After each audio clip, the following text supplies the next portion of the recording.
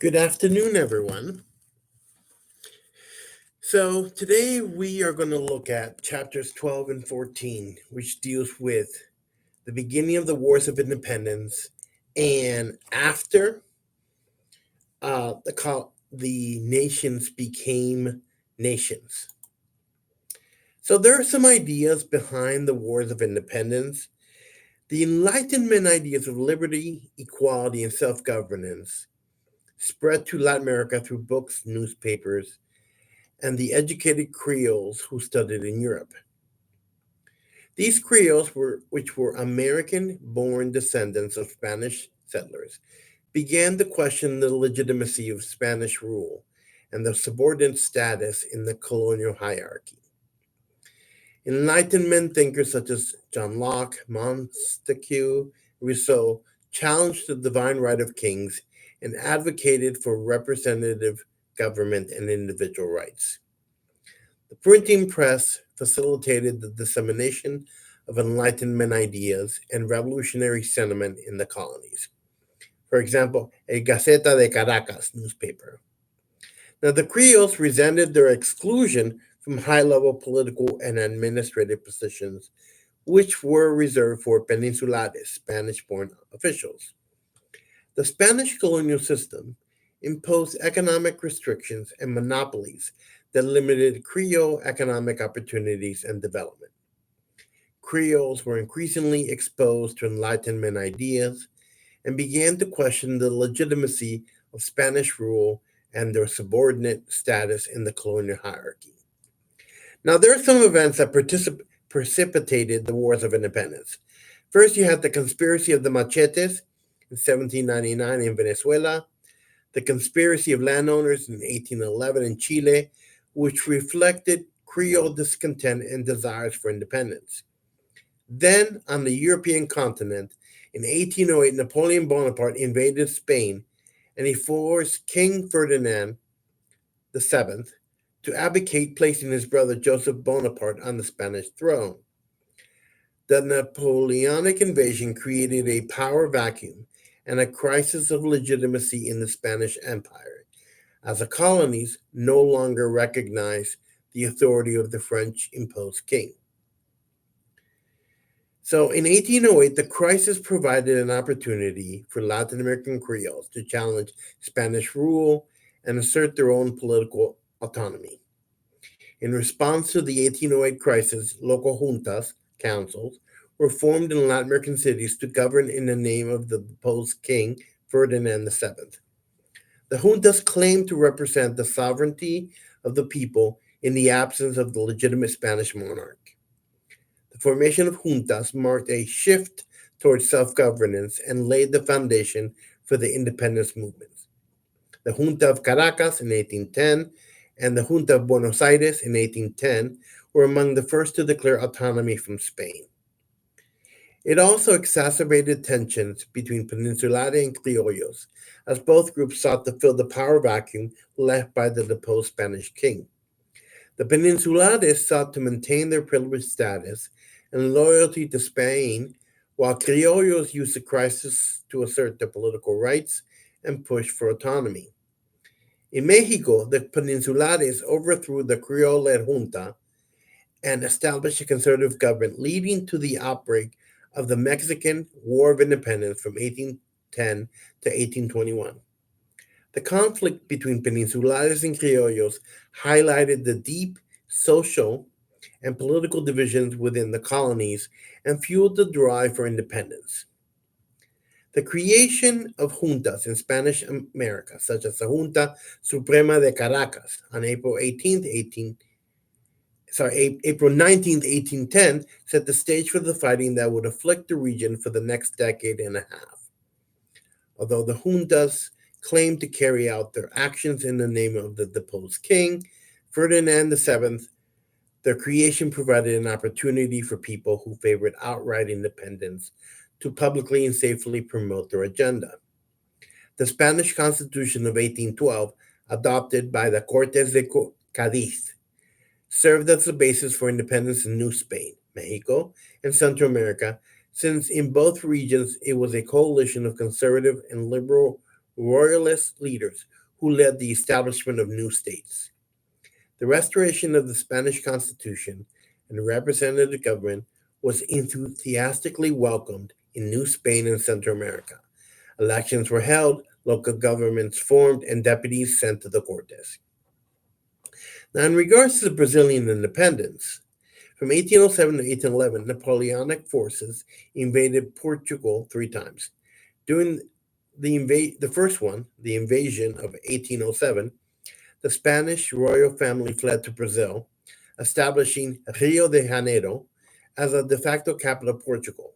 From Brazil, the Spanish king João VII ruled his transatlantic empire for 13 years. The capital's move to Rio de Janeiro accentuated the economic, institutional, and social crises in mainland Portugal, which was administered by English commercial and military interests under William Beresford's rule in the absence of the monarch. This also had the side effect of creating within Brazil many of the institutions required to exist as an independent state. More importantly, it freed the country to trade with other nations at will. After Napoleon's army was finally defeated in 1815, King João VI of Portugal raised the de jure status of Brazil to an equal, integral part of a united kingdom of Portugal, Brazil, and the Algarves, rather than a mere colony.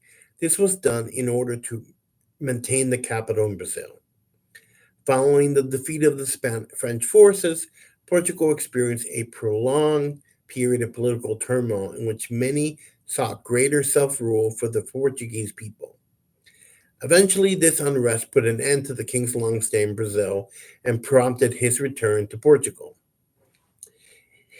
In 1820, the Constitutionalist Revolution erupted in Portugal. The movement, initiated by the liberal constitutionalists, resulted in the meeting of the Cortes, or Constitutional Assembly, that would create the kingdom's first constitution. The Cortes demanded the return of King João VII, who had been living in Brazil since 1808. In 1821, the revolution resulted in the return of the Spanish court to Portugal from Brazil and initiated a constitutional period in which the 1822 Constitution was ratified and implemented. The revolutionaries also sought to restore Portuguese exclusivity in the trade with Brazil, reverting Brazil to the status of colony. It was officially reduced to a Principality of Brazil instead of the Kingdom of Brazil, which had been for the past 5 years. The movement's liberal ideas had an important influence on the Portuguese society and political organization in the 19th century. King João returned to Portugal in April 21, leaving behind his son and heir, Prince Dom Pedro, to rule Brazil and his region. The Portuguese government immediately moved to revoke the political autonomy that Brazil had been granted since 1808. The threat of losing their limited control over local affairs ignited widespread opposition among Brazilians.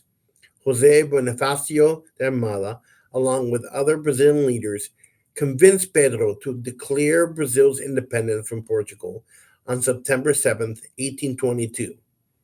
On October 12th, the prince was acclaimed first emperor of the newly created Empire of Brazil, which was a constitutional monarchy. The Declaration of Independence was opposed throughout Brazil by armed military units loyal to Portugal.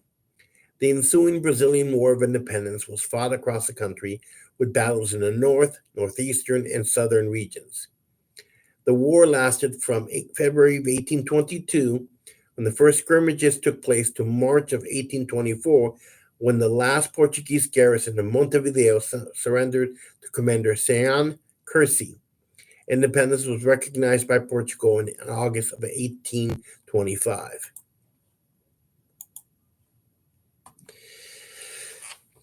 Following the Wars of Independence, Latin American nations faced major economic hurdles after gaining independence. They relied heavily on exporting raw materials, making them vulnerable to global price swings. This dependence led to trade imbalances and mounting foreign debt, trapping countries into a cyclical economic instability, which would continue throughout the 19th and 20th century. Lack of infrastructure and industrialization further stunted growth. Many countries struggled to build roads and railways, hindering trade and development.